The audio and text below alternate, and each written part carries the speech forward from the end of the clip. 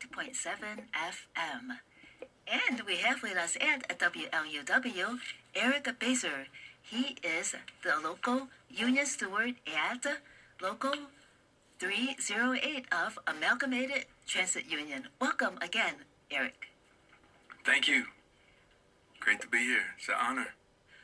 Well, you have so much important work that you're doing and helping the CTA employees because you mentioned a lot of stories about how they're blight. But first of all, let's get a little bit more background about you. How did you first come in contact with the CTA? Were you a commuter? How did you become involved with the CTA? Yeah, it started back in the ancient 1980s. That's when we had two-person crews. There was a motorman and a conductor, operator. There were two people on the trains, and it was much safer. And there weren't 8-car and 6-car trains all day and all night. It was whenever it wasn't rush hour, it would cut the train, the consist down to 4 cars, sometimes 2 cars. It was always safer. It was always a great experience, watching the conductor operate the doors and talking with the conductor. And some conductors weren't talkative, some were. And, sometimes they'd let you take pictures and then when me and my friends would goof off and do naughty things, they would catch us and kick us off the train, while the motorman just kept going, That's the way it should be. So anyways, ever since I was little, I'm like, man, I want to work at the CTA. I want to be a conductor. And, I forgot about all that. Life took over, and then Did you play with trains when you were a boy? Yeah, I did, yeah. I did, yeah, a little N-scale model railroad. Still have a layout in progress, but, I used to take pictures all the time. But, I just kind of forgot about it, but then it was time for a career change. I had my own business for 18 years, and I outlasted a lot of competitors, but I made some decisions, and I ended up, like you do when you're in business for yourself, you got to take risks, and sometimes you crap out. And I crapped out, had nothing, and I needed to start a brand new career. And I said, you know what? I'm going to work for the railroad, and I want a union job. So I know I'm going to get this check. And I know they can't just fire me because they don't like my religion or how I look or anything. So, when I was at my job, when I started, I had I think a 30-day like a trial period. Did that happen with you? Oh yeah, but ours isn't 30 days. For Amalgamated Transit Union members, it's 5 months. Yeah, it's crazy. They really treat us like crap there. It's unprecedented. And some unions, will have a longer period, but the benefits are better. So, this is just horrible. But what happened was I said I need to get in work for a transportation company. So I went through different things, tried out different things. CTA said, yeah, we'll take you. But it was through this customer service assistant. So it was a part-time job. And right now, those are very low-wage, benefit-poor jobs. And so tell us a little bit about the tier, what you start out as, and then how you could move up. It's pretty much minimum wage, okay? You're pretty much coming in around $16 an hour. So and the different roles, too. Different what? Different positions. Different roles, yeah. So you have the customer service assistant, which basically you're on the front line. You deal with the riders. You deal with operators that need help. You got to inspect your station. You got to update what's called an elevator status board so that people who require elevators know if a station ahead that they need, the elevator isn't working. We need to post that stuff. It's the law. Other duties, customer service or customer assistance, because we have full-time and part-time, but now the part-timers work 40 hours, or they can work 40 hours. They can choose it, but there's no better pay, no better benefits. It's no dental. I mean, can you imagine that? You're on the front line at the CTA. People from around the world are coming to your station. And I got some messed up teeth, at least the bottom row. It'd be nice if I could get them fixed up, right? But some people have no teeth, so they need implants, So you need benefits like that. We need no CTA. We don't even have implants. That's another sad thing. Again, we're front-facing, frontline people with horrible dental, and the whole thing with you have no pension, you have no vacation, paid vacation. They give you 2 weeks unpaid vacation, so they make you pick unpaid vacation. It's ridiculous. So these are for the part-timers? Yes. So that's entry level. And same with the flagman, and same with the second chance program. We hear a lot about flagmen. What are their duties? So a flagman, and that was the next job that I went to after customer service assistant, because I wanted to be a motorman. So you had to go through that. That's another part-time, poverty-time job. And basically you protect. Your job as a flagman, or they call a flagger. And I don't take away the word man, because I believe the CTA mismanagement is denigrating our humanity as workers by taking away the word man. Not that man, woman, it could be a woman too, but they're calling it a flagger, a switch worker, an operator, a repairer. When they take out the word man or woman, they make us like we're not human. So that's why I say flagman. I don't say flagger. Okay? It's not because I'm saying, yeah, I'm a man and a man is better than a woman. No, it ain't. It's just that I'm protesting against how they denigrate us at CTA as employees. So a flagger. Has it always been like that, or did they change their terminology? Yeah, they changed that terminology a couple years ago. So tower worker instead of towerman, switch worker instead of switchman. Because, I think they're doing it because of, DEI stuff, which is fine. But by principle, the way they treat us, they're not treating us with any kind of equity or inclusion, especially if we have a record, like in the second chance program. Right. Well, exactly. If they were treating you well and then they reverted to those terms, then it would make sense. But it's totally the opposite. Exactly. It's hypocrisy, right? They're like saying all this great stuff. It's like, they give us a lapel pin that says, a good job. Okay, can I have a raise? Thanks for the lapel pin, but maybe I could pawn it on eBay or Craigslist. I don't know. But, and they probably would encourage that because they just don't want to pay us. And it's very, is it unusual, like, to have someone work 40 hours and not be considered full-time? Is that even legal? It's by principle, it's not legal. But because it's a collective bargaining agreement and the state protects the union's rights for collective bargaining to determine the working conditions, it's legal. You follow me? So it's no way a union should be trailing behind the law. Like, because we now have Illinois paid leave for all workers. Like, it's a law, but we don't have it. Right. In other words, if the union were to step up and complain to the government on behalf of the workers that this is illegal, then the government would have to step in, but the union is not doing that. Right, because unfortunately, our presidents who condemn what I'm doing right now, they condemn this. They totally discourage workers and other union reps from doing what I'm doing. They don't want us to have paid leave because their main goal, and they state this to us month after month, is to establish good relationships with CTA management and the politicians.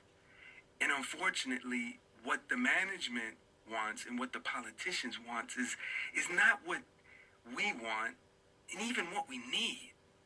And especially because we have no paid leave. And therefore, right now, as I'm speaking to you, they are now selling a new contract to me and my coworkers with no paid leave in it. And paid leave is the number one source of our write-ups, suspensions, and terminations.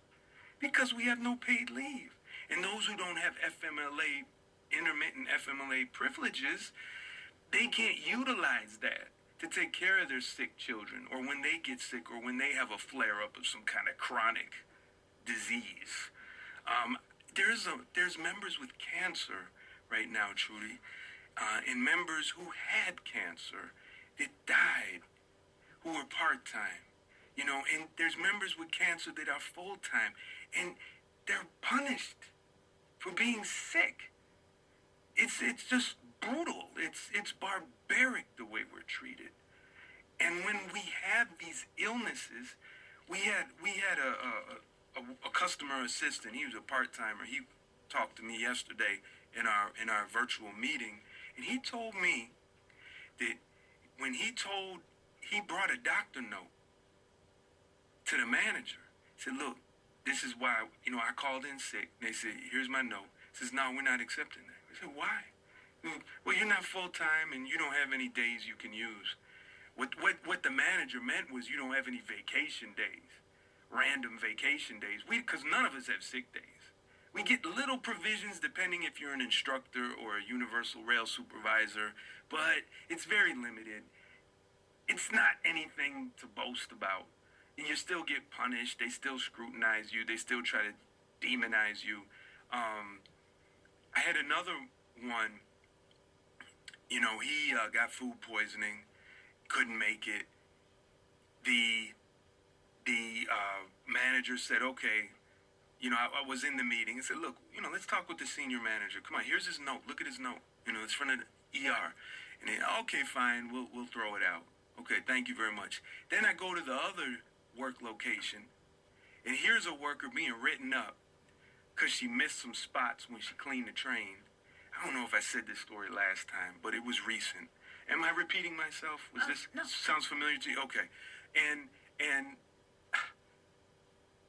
the poor woman was sick. She was sick, but she came to work. But she missed some spots, so they're writing her up.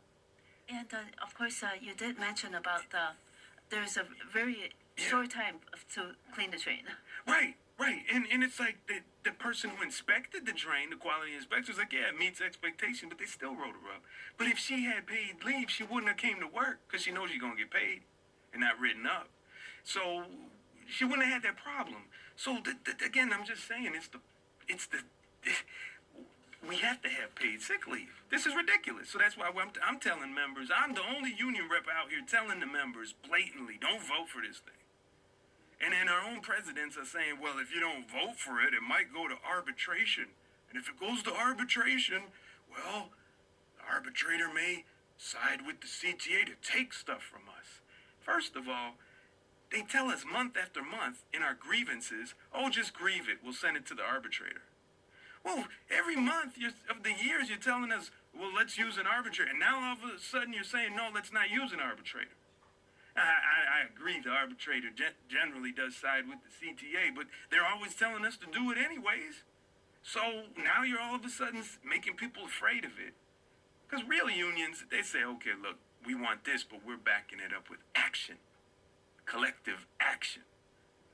But ours, it's kind of like, don't worry about it, guys. We're going to go in a secret meeting, and we're going to take care of everything. Just shut up and obey. We'll take care of it. When they say that they want to maintain good relations with the government and with the CTA, what do they mean by good relations? It's non-confrontational. Passive, cooperative, helping for mutual benefit. But it always, we end up on the short end of that stick all the time. Because they like to be able to go to a manager and say, hey, look, here's Trudy. Trudy's a hard worker. I like Trudy. She's my friend. Maybe she's my cousin, you know. But I can tell the manager, hey, man, what's up, bro? You know, and we shake each other's hand and said, okay, Trudy, step out of the office. And then hey, you know, what about this other person over here? That guy, you know, that person's a goof off. But, you know, Trudy, she's always coming early. Yeah. So you're saying we'll let that guy's right up stand, but we're going to throw hers out? Yeah, let's do that. See, that's what that's what they're doing. It's not the fact that okay, fine, he may be a goof off, the other one, but he was really sick and he's got a doctor note.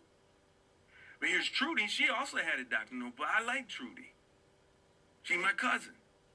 Or whatever. Or, I don't know, you know, my wife with my daughter. You know what I'm saying? Whatever. So I got something going, but that manager, I have a good relationship with him. So also it means, for example, in our department, in equipment maintenance, we maintain the trains. We repair them and clean them. We're supposed to pick our own schedules by seniority twice a year. So for whatever reason, probably because they don't hire enough people or they forgot, CTA mismanagement told the president, hey, man, you know, I know the pick is kind of late to let them pick schedules. So could we just change it a little bit? And the president says, okay, everybody, we're going to change it. You know, no, the contract says this. Why would you go against it? You know, so that's what I mean. They kind of like, you know, and I'm just not like that. That's why they hate me. Like, I'm like, Trudy needs this, right? And the slacker over there needs something too. I'm advocating for both of them. Because I'm hoping one day he won't be a slacker. But I'm sure it's not going to side with the manager to burn him, let him hang. Because maybe he's just having a bad time. Maybe he's depressed. And that's another thing, Trudy. A lot of us at the CTA are suffering from depression that is induced from our working conditions. You'll meet people who come in eager and enthusiastic, and 6 months later, it's like they're almost suicidal. I think oftentimes you're talking about the second chance workers, right? That when they come in, they're so happy to get that job. Everybody, even the people who transition to full time, they really don't hire full time off the street for most of the positions. But you got to go through these poverty time jobs. But that's a universal thing. That's a universal thing. And it's sad. It's sad. So they're and then so now what they're doing, like you look in the contract, the new tentative agreement, and in it we have a provision where if we get caught with a random drug test, drunk or with some kind of drugs in our system, we can go into what's called a treatment program and keep our job. Of course, we won't get the pay that we got. It'll be much reduced. But we get to keep our job and we get to get a little something, right? Talking about the full-timers now. This covers everybody. Okay? It used to be you had to work 3 years for it. So now they give us a new agreement. They say, well, now it's just going to be 2 years. But what I say to my fellow union officials, why are our coworkers getting high? Why are they getting drunk? Why are they self-medicating? It's because they're sick, they're injured, they're stressed out, underpaid, overworked. So they are self-medicating. We are humans. We want to feel better. So what happens is, if we don't have a bad habit that we go back to, we develop a bad habit. So we start doing the alcohol. You know, and I'm just going to do it on my off days. And all of a sudden there's a sip while you're working. But you can just pass, but eventually you don't. So instead of, let's lower the years, make it less, but let's get to the root of the problem. The root of the problem is we're not a bunch of drunks at the CTA. We're not a bunch of drug addicts at the CTA. But that's pretty much how they talk about us. But you're making us into drug addicts. You're making us into drunks. Are you able to maybe get some statistics when before 30 years before they did all this, when there was they didn't hire to fire? Maybe the statistics at that time were better. The workers, fewer were addicts or drunks, but now as the conditions worsen, you could see progressively how the workers are reacting with their illnesses, their addictions. Well, I don't have that, but the Department of Transportation, or I'm sorry, the FTA, Federal Transit Administration, and then also the other agencies that govern transportation workers over the past couple decades have been more strict regarding drug and alcohol use. Okay, so it's always been baked into regulations. Blame the worker, not necessarily look at the working conditions, because back in the day, the old timers told me that whenever people had that, you knew they were high, you knew they were drunk, you just send them home, okay, and tell them get some treatment, But if there was an accident, that was it, But now it's random drug testing, retaliatory random, in quotes, drug testing.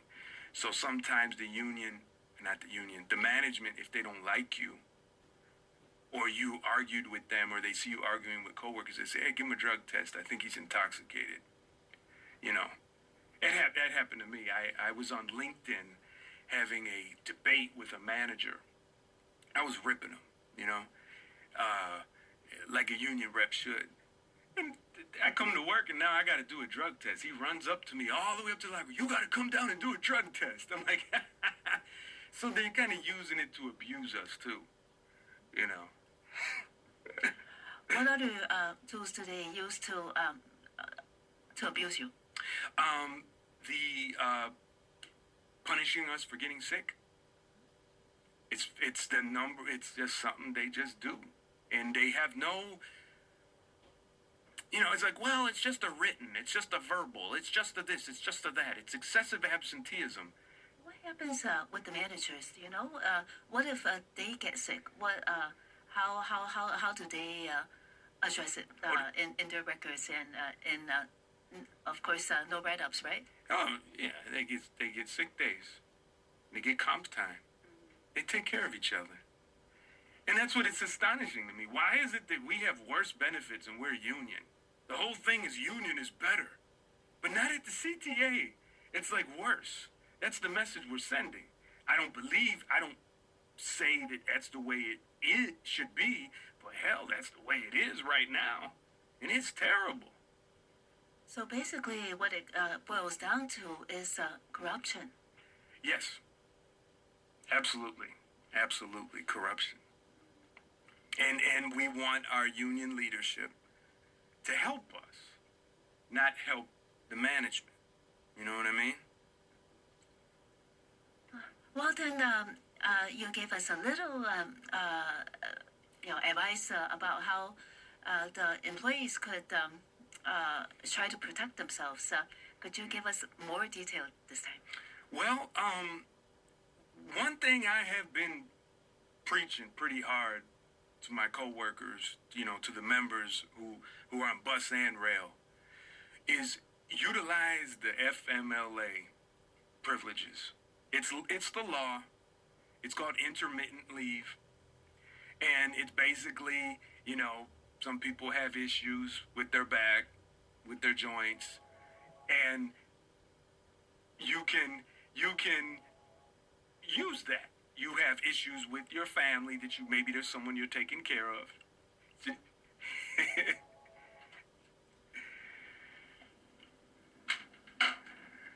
That's interesting. It's the bat phone. It must be the CTA president or managers calling us, hey, get that guy off the. So, yeah. But I've been telling you, you got to get this. Use it. Get it. So maybe there are some employees that don't know how to go about using. So give them some pointers. Yeah. Well, if you're a CTA worker, what I want you to do right now is to set up an appointment with your specialist or your primary care. Hello, this is WLUW. Wow.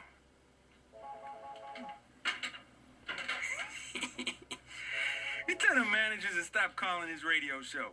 We're trying to do a professional operation here. Lord have mercy.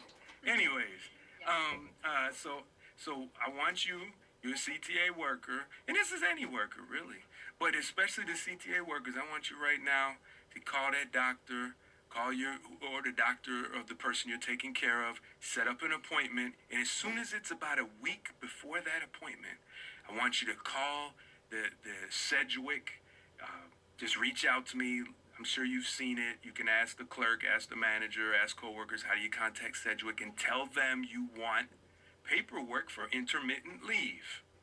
And then you bring that to your doctor's office, have your doctor explain why you have it, explain why you need it.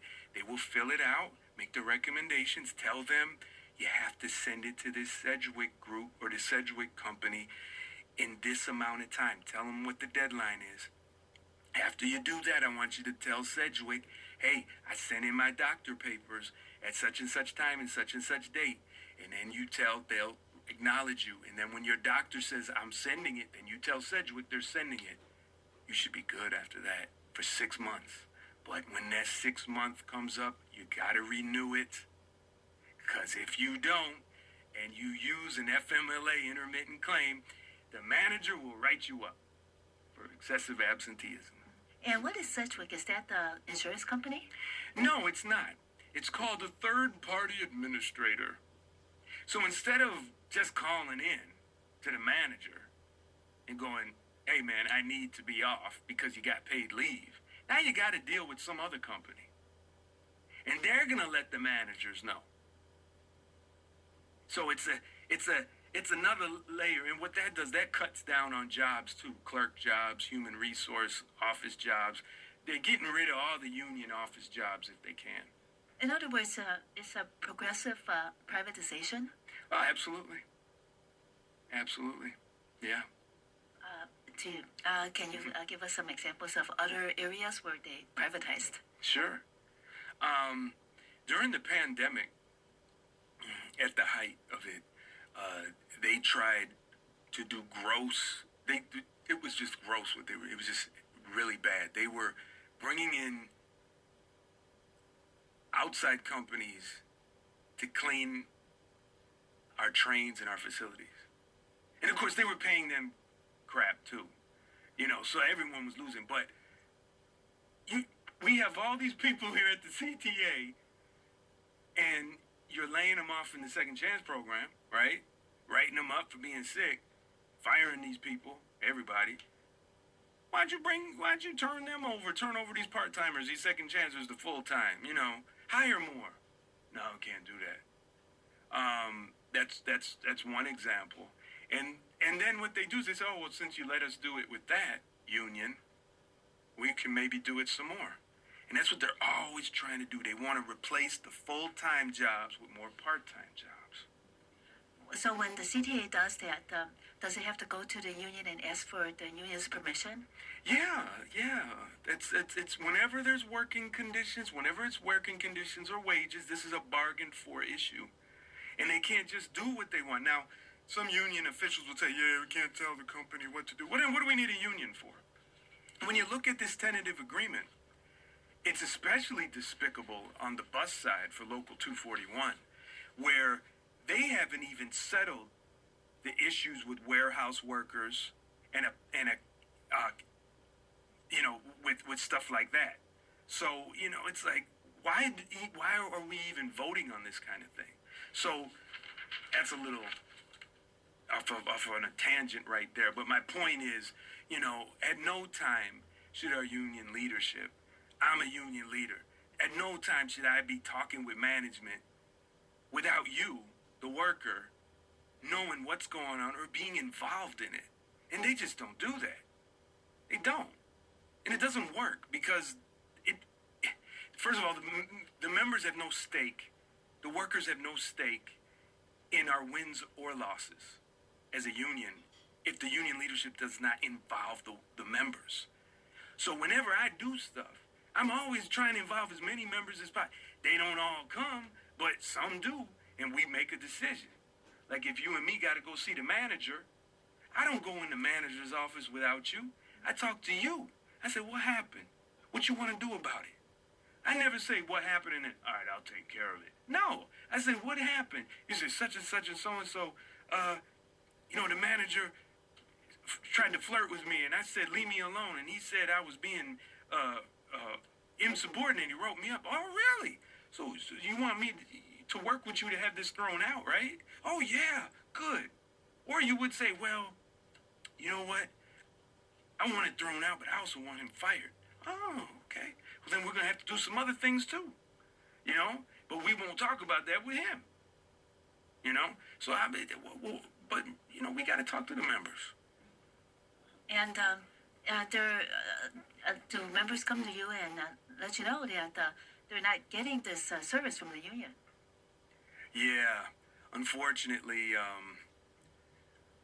lot of them come to me and say, how do I stop paying dues? How do I leave the union? I say, well, really, you're stuck in it because it's a union bargain for a job. So when you stop paying dues, you have nothing to do with improving things. And I tell people that, and I say, you can do it if you want. It's your right. But some do say, hey, this happened. I said, well, we could put charges on that officer. I mean, they did it to me. They put charges on me before I was even sworn in. Yeah, they were upset. They'd say I broke their code of conduct by telling a member how many of my fellow officials sided with the CTA in approving her termination.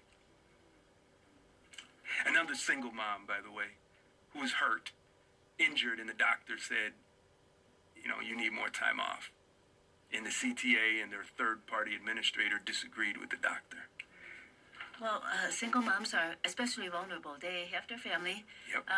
They don't have their sleep, and Nope. then they have all these hours they're working, and it's oftentimes a very stressful and dangerous job.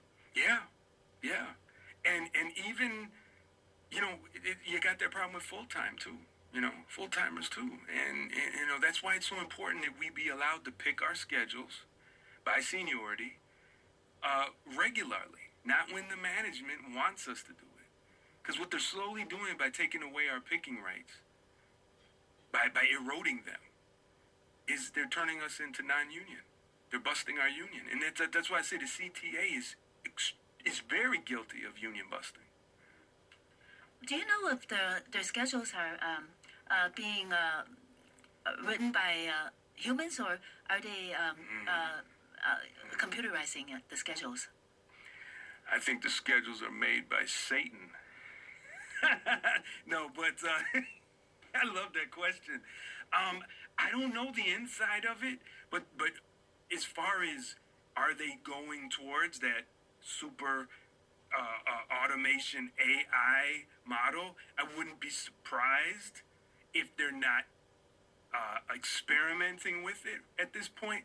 But generally, the way it is a human thing, and it's a copy and paste.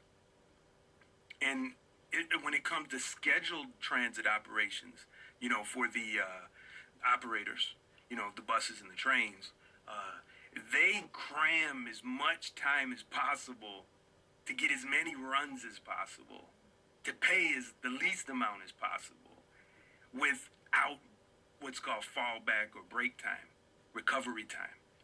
So you'll take for example, as a train operator, I would come in maybe a minute late, then the next time maybe 5 minutes late, maybe another time a minute early. But meanwhile, that just takes away from all of your time to recover, to take a break, right, to use the bathroom. Same with bus operators. You know, you'll see the traffic and the buses are all bunched up. They're not doing that on purpose. It's just that it's traffic, you know, and all them operators are annoyed, you know, and all kind of horror stories. It's just very stressful. So these people who make the schedules, they don't do the job. So a real union understands this is a working condition, and therefore we, the workers, should be making the schedules, right? We have to have a say. If we're not making the schedules, then we need to be an authority on the schedules, and that needs to be put in a contract, and that's something that isn't in existence right now, and I don't believe the current crop of union leadership can stomach that. If you were to educate the employees and about how to understand more of their union rights or how to address the union deficiencies, how could the employees be better educated so that they could fight for what they need and then understand better what they need and understand what they could fight for? That is so important. I encourage them to read the contract, read the union bylaws, read the CTA rules that govern safety and punishment, and to go to the membership meetings. You know, it's just go whenever you can, just go. You say, I don't like what happens there. It's okay. It gets messy. Democracy is messy. It's better when there's debate and strife than everyone just getting along and going along with whatever the president says. So the other thing is there's a website of an organization I'm a part of called ChicagoTransitWorker.com. And on it, we have a button that says Know Your Rights. And everything you want to know, your ATU Constitution, bylaws, your contract, all kind of stuff, dealing with harassment, cameras, everything is there. And we try to make everything public there for bus and rail workers. What's the name of the website again? And we'll have to repeat it again at the end of the interview. Yeah, Chicago, one word, ChicagoTransitWorker.com. Singular. Worker? Worker, yeah. And it's part of the Chicago Transit Justice Coalition. And we organize CTA workers of all unions and to fight back and take control of their unions. We want the members to take control of the unions because right now the CTA controls our unions. When did the organization come into being? When were conditions so bad that this organization came into being? Well, I launched it and organized it with people starting in 2019, and that was based on a bylaw change that I was attempting to resurrect that would give part-timers a discount on their dues. Because as it is now, part-timers pay the same amount for union dues as full-timers. It's not fair. It's very expensive. It's almost $100 a month.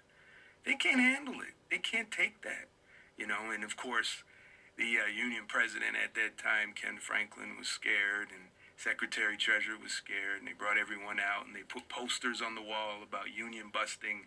And I like to make hoaxes on Facebook.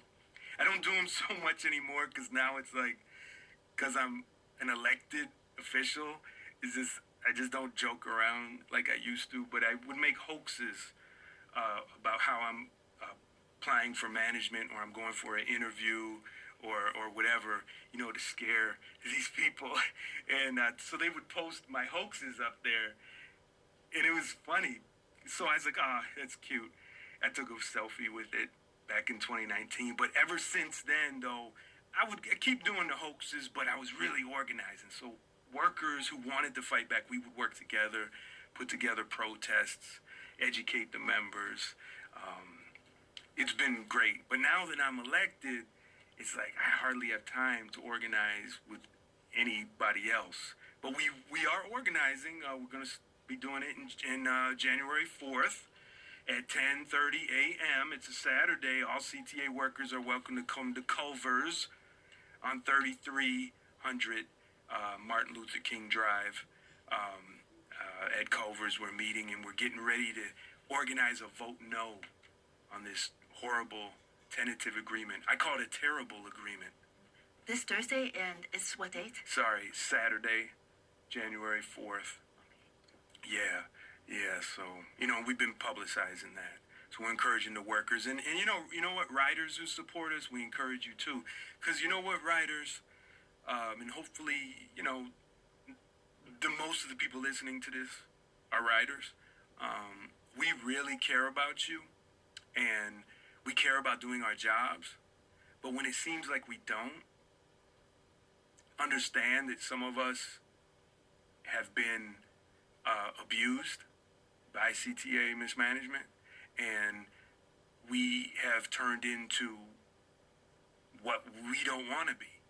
But it's hard because sometimes when you see a person on the front line in a booth, you might see them asleep. You may see them not attentive. I wouldn't be surprised if they were doing a 16-hour shift and they're a part-timer and they're doing it just to live, just to pay the bills. And we got full-timers. It sounds crazy with a $30 an hour job. You have to do overtime in order to pay the bills. But understand that half of our paycheck goes out in deductions. We have very high health care. We have a very huge pension contribution deduction. But the pension's great, but it's a huge deduction off of our pay. And we have mortgages and rent. And so I'll give you one quick example. A coworker told me this week, she said, Eric, this raise, this 1.5% raise that I'm going to get in January isn't going to help me because my rent went up $200. It's going to go up this year, Eric. And I'm like, what you going to do? I don't know. So what's happening now is the CTA workers, full-timers, are facing homelessness now. Part-timers, a lot of them are homeless. Or quite a few are homeless, I'm going to say. I don't have exact numbers, but when they talk to me and they show me and they call me, I'm not denying them. They're telling me the truth. But when you're talking about, I can't pay the rent, Eric, I have to do overtime to pay the rent. That means we're not being paid enough. And no, don't tell me, oh, they need to spend better. Look, they're living at work. What are they spending? For the pensions, you mentioned before that it's hard to fire so that the CTA does not have to pay out the pensions. But let's say they, unfortunately, some of them do get fired. What happens to those pensions? Well, the money stays in the pension fund. But they can take, that's as far as the CTA's contribution, right? But if I've been putting into the pension fund, there's, once you're separated, they say, from the company, you can roll it over, you can withdraw it, whatever you want to do with it. Some people leave it in there because they have a grievance with the intention of coming back. If you're vested, you can get that part. I'd have to check that part. So if I'm vested, if I've been there over 11 years, do I get the CTA's part? I have to double check that. But the CTA very much the way it is mismanaged, they want to get rid of the pension for sure. Because there is a 401k. And I do participate in it. So I do extra savings. There's a 457, and I encourage people, save everything you can. But there's no matching with it. And there doesn't need to be. The pension, frankly, is the best thing. But it's underfunded by design. When you mentioned the meetings, the membership meetings, and then they get heated sometimes, what are the members usually concerned about? It's the, for example, it depends on the topic. It depends. Unfortunately, Our membership meetings aren't well attended. It's usually mostly officials there, and I'm battling with them. In the case of the December membership meeting, where the members were the majority and literally took it over democratically, I'm proud of them. They're in my department. Did you encourage them to attend? I did, and they organized. Others organized, and I supported them doing it. And we brought forth. We were upset about things such as wages, working conditions, being forced to pick certain jobs that we and schedules that aren't conditional. That means you have to know or be qualified in these jobs in order to stay employed. Because as mechanics of the trains, we're called repairers, but it's a mechanic. We can qualify to repair and inspect various parts of the train, like the inside of the train, called the car body, or the propulsion, which is like the transmission of a train, and the motors and the trucks, which is called the truck shop, and the controls for the propulsion, the air conditioning. So we move up in qualification. But then there's these other qualifications called leader, which is sort of like a foreman, and technician, which is a high-level troubleshooter. So when we mechanics who just are general repairers can't figure out why this train won't move, the technician will then dig deeper into the computer and the brains of the train. Well, those two positions, whenever you qualify for that, which isn't conditional for employment, they force you to pick certain schedules. But you could have 15, 20 years here, 10 years here, and you're still on midnights because they're forcing you to pick that job. So that was a big issue that we brought up.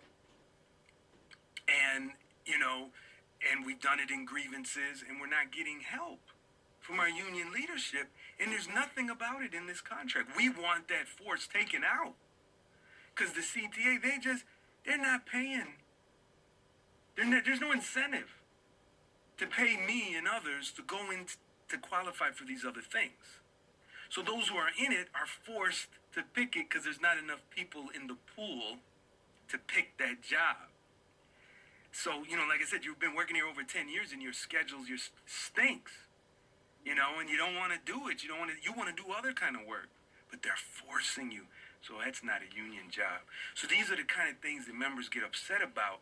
So when they come to the membership meeting, generally what happens is the officials just say they run them over democratically. But what we did, my coworkers, we went in there with motions to make things happen. But again, the leadership is forcing their will as opposed to enforcing our will. And this tentative agreement has nothing on those things. And they're very angry now. And I'm angry too. Because when they're angry, I'm angry. When they're happy, I'm happy.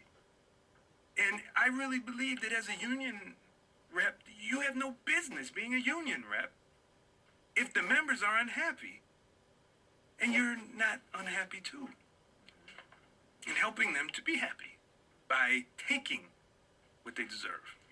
So those forced schedules, they don't have enough of a pool of people to work those jobs. Yeah, it's because of the pay, right? So it's a very difficult work, but you don't get paid much more. Yeah, and it's difficult on certain levels, right? So you're hoping for pay that's better. It's better pay, but it's not enough to get people in, and you're not telling them, you're not making it a requirement either to be qualified in those specific jobs. So if it was something where we all have to do it, like all the other things we have to do, like I was telling you about car body inspector and controls inspector and truck shop, all those things, I have to pass those things. And if I don't, I get to try again, but eventually I can't keep not passing it, right? So like, for example, I didn't pass one of my qualifications, but that was because of my absences for doing union time, right? So it's kind of like, well, we can't really, we'll just put him in the next class, whatever. So I'll pass, I'm sure. I would have, but it was just I missed a lot of days. But that's just my unique situation. But some others may be sick or whatever. You never know. Yeah. So in other words, there's these positions. What you also mentioned that there's these specific positions with specific roles, but then they end up doing the other maintenance work too, like cleaning up all that bad stuff between the and the couplers. Yeah. Yeah. It's like we have to. We're the CTA, instead of hiring janitors for our facilities, such as our rail maintenance shops where we repair and clean the trains. Instead of having janitors there to clean, they're having us do it. And the people who clean the trains. Cleaning the trains and cleaning a facility are very distinct. You can't do both. It's very different type of chemicals. It's different types of knowledge, because we have what's called lifts or jacks. It move our big trains up in the air so that we could go under them and inspect them and replace giant parts, right? So if you clean the shop floor where the jacks are with the same stuff in the same way that you clean the trains, it causes problems mechanically and electrically, right? Same with other parts of the building. It's just certain things. You gotta clean these facilities regularly, daily, like especially the bathrooms, multiple times a day. So they'll have the car servicers, the people who clean the rail cars, they'll have them cleaning our bathrooms. But it's okay because they get a nice little break from their old routine. It's fine for them, but it's really not the way it's supposed to be. Because now what they're doing is they're scabbing union members of the same union against union members. And another thing I wanted to add about not paying is we have instructors who teach us how to repair, how to maintain the trains. And our instructors, and I mentioned this before, in our department are paid less than all the other instructors. And so there's no incentive for me and my coworkers to really, especially once we get seniority, to become instructors. So you have a lot of instructors, they're good instructors, but they don't have the decades. Most of them don't have the decades of experience. You mean experience on the floor actually doing it? Yeah, maintaining the trains. I mean, they're good. I'm not putting them down, okay? But what I'm saying is, the CTA doesn't want to pay us. They don't want to hire. But they also want to replace us with something called technical instructors. Or technical something. But it's a non-union thing. And sometimes they'll bring in contractors and sneak in a contractor to teach stuff. And the instructor's like, hey, man, I'm supposed to be teaching that. So are they able to teach adequately then? If they don't have the experience on boots on the ground actually doing it, they're just it's book learning versus what's hands-on. Well, in some cases they just have some book learning, but quite a few of them were repairing other kinds of vehicles before they worked at the CTA. So there's that common knowledge, that base knowledge. But in our contract, the current one, we are supposed to be getting more technical training at city colleges. Like a whole program, a whole curriculum. We don't even get that. So just imagine this, I'm just coming in as a general repairer. I'm new, right? Let's say I'm new. I'm supposed to be enrolled in college for college credits. And I ain't even getting that. So the CTA is violating that. So it's like they don't even want us to fix these trains. It seems like they just want us to just get by. Hopefully we won't get killed. But it's like everything that would make us competent, from general repairer all the way up to maintenance instructor, we're not getting it. even though it's in black and white. And the union president's like, well, no, it ain't right. And now they want to sell us some apprenticeship thing, and it's from some corporation. And I'm like, look, can we just follow the contract?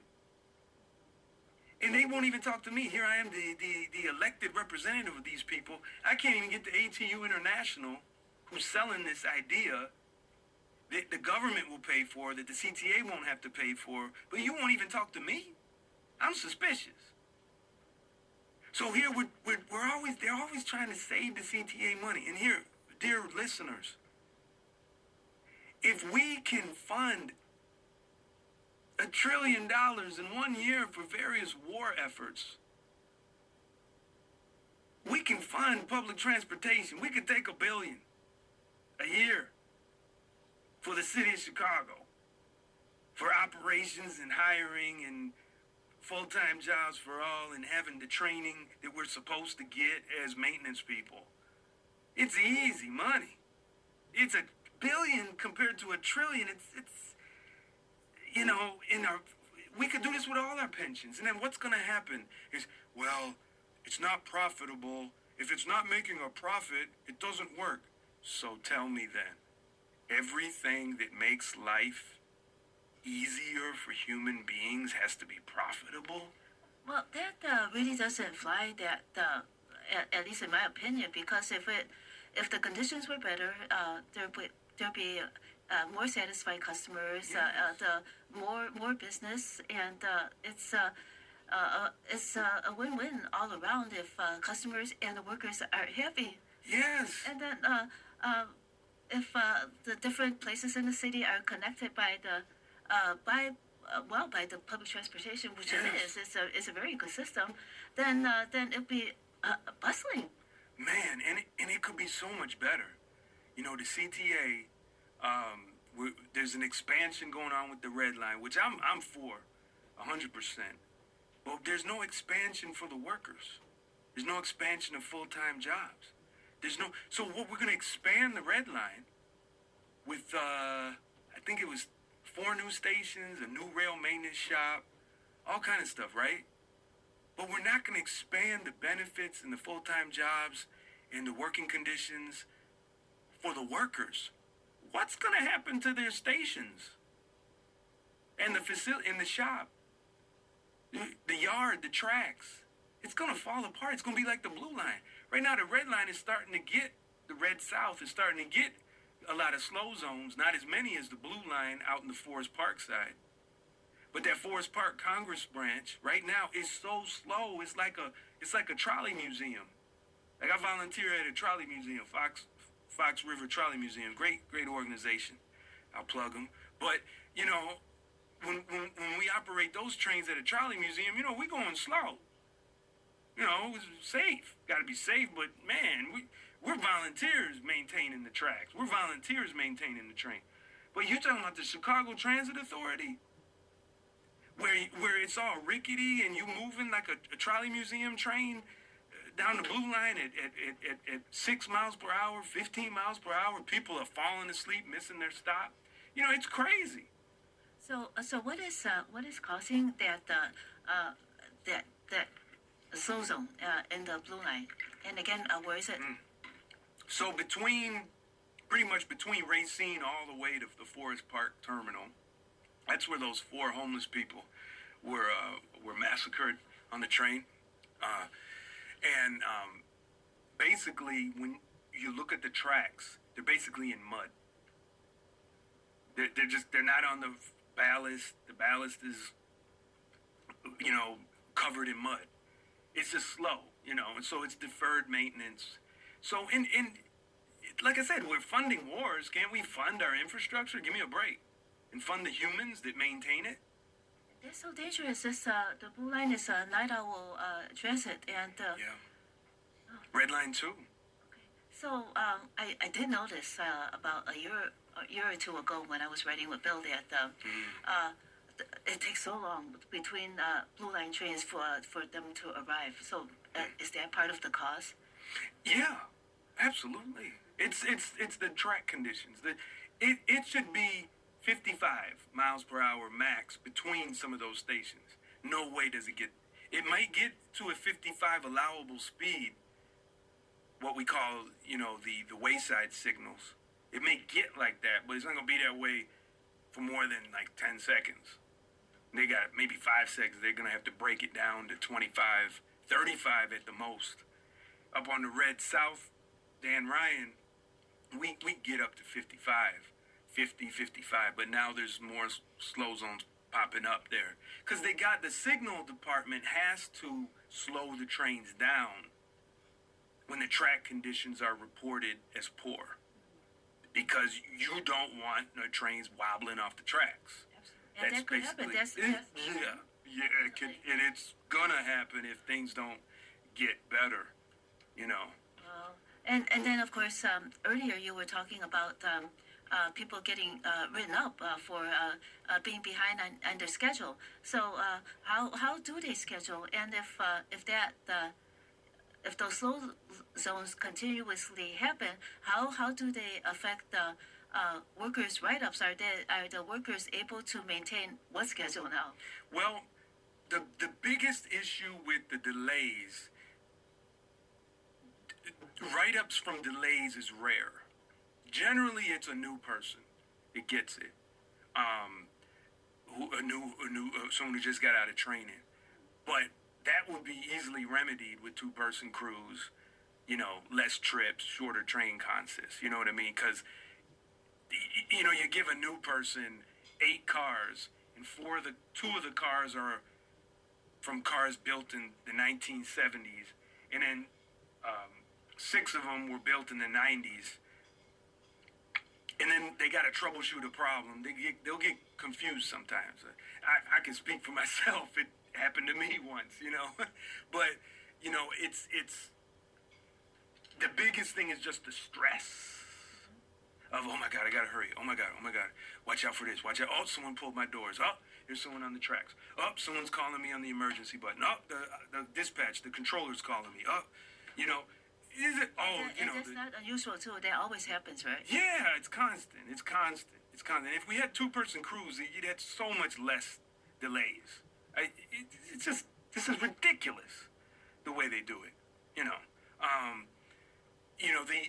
There is something though I wanted to talk about that aren't necessarily write-ups, but could lead to it, and that is when we report problems, and sometimes they'll retaliate against us.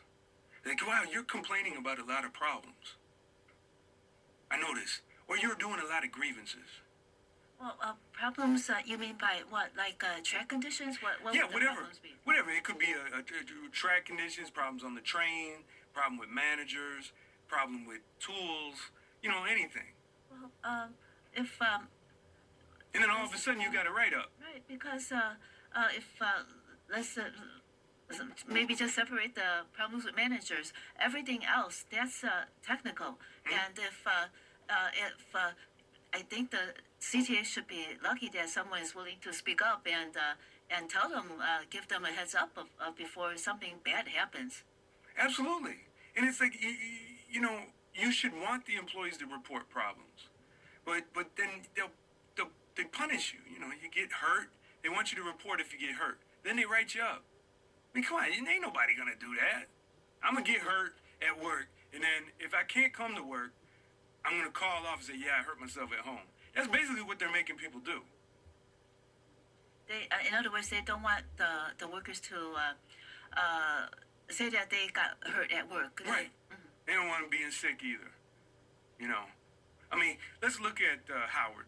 What happened at Howard Terminal in September with the 2 co-workers that were almost murdered in a drive-by shooting. So these workers work in the yard. They're switchmen, okay? So the yard has a place for the switchmen to wait for work. It's called a shanty or a tower, right? The towerman's there. Some of the track workers work there, but it's in the yard. It's a building, a big, tall building. You've probably seen it. And they have a time clock there where they can come to work and leave work right from that area.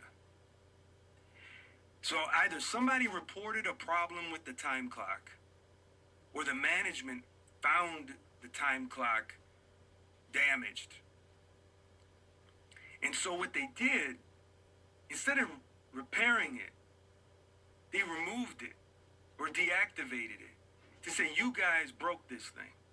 So you're going to have to go clock in all the way at the terminal on the other side of the yard, you know, where the train operators and the CAs and some of the bus operators take their breaks. So they got to by Howard Station. You mean? Yeah, Howard Station. So instead of going to work in the yard, now they got to cross through past Howard and Paulina, where there's been and is historically been a lot of crime, right? A lot of desperate people doing stuff, hurting each other, hurting themselves. So they got to walk through a shooting gallery and go clock in. And then they got to walk back through, or they got to take a car. They'll take their car and they'll drive from one spot to the other. Yeah, and how far apart are those? Were they? It's a couple blocks. Okay. Roughly two blocks. But they got to walk through the area. So some of them drive just to avoid Paulina, that corner under the tracks, and they'll park at the terminal and then go upstairs. They'll clock in and come back. So when these two brothers did this, they're leaving their car. They're on duty. And they're not, we don't believe they're the target. And they're not the target. And some other person's the target. And they get shot. One gets hit in the chest. The other bullets miss him and go into his car. Right? And then the management says, yeah, we're not going to put the time clock back. Look, man, if you didn't have if you had a time clock at the Howard yard, and you put it back instead of punishing the people, they wouldn't have been shot. So that's why I'm telling these people that the CTA mismanagement is causing us to get killed on the job, or not killed, but to get hurt. That these brothers weren't killed. And then to make matters worse, when one of the brothers went to the media to talk about what happened, our own union leadership condemned him, and they shamed him. And now they're talking about retaliating against him. And he talks to me. He's in a different department, but this shows you that all these CTA workers, even on the bus side, trust me more than their union officials. And they're telling me this stuff, that our own union leadership is threatening them for speaking to the media. What advice do you have, in short, for them to what could they do in face of all this? You got to speak up, co-workers. But when you're off the clock, don't go on social media while you're on your clock, taking pictures of all the problems at work and the rats and the kiosk and the leaky pipes. No. You gotta leave the building, leave the property. Then you talk about it. Then you protest. Then you talk to media. Don't do it while you're on the clock. They tell you can't. They got this myth going on, and they can't give me the rule. They got this myth that CTA workers are not allowed to talk to the media. I have been talking to media even when I was part-time. But I did it when I was off the clock. I didn't go on CTA property setting up a press conference or a protest. I was on public property. That's the key. So CTA workers, if you're not speaking up, ain't nothing gonna change. What about pictures? Are they allowed to take photos if it's on CTA property of conditions? How could they manage that? If you do that, make sure you're not caught, and you send it to me, and I'll put it out there. I'm a union rep. We'll complain to management. We'll use the photographic evidence. I will help you, or another union rep who you trust. Maybe you don't trust me, or maybe you can't access me, but there is someone you trust. Work with them, have them help you do the complaint, the report to manager, the union workplace complaint, any other agencies you want to deal with. and get it out there to them. And then if the management refuses to fix it, like they will tell you someday, well, we're not going to do that. Oh, really? Now we have to go public. Then I will help you if you want help dealing with media, so that your job can be protected, my job can be protected, because I'm still a full-time employee. So I have to be careful. But we can do things in a way, and I can help you as a worker. Speak up, and I will help you, and I will support you. I always do. Okay. Eric Baser, if employees want to contact you and if they want to learn more about what you're teaching, how could they contact you and where should they go? Well, look me up online, Eric Basir, Union Steward. And I'm sure you'll find a million ways. You can call me 779-456-6460 or ericbasir.308@gmail.com. And then, excuse me, there's chicagotransitworker.com, an educational website. And you said that they should read the contract, the bylaws, and all of that. Mm-hmm. And it's available on chicagotransitworker.com. It is. Okay.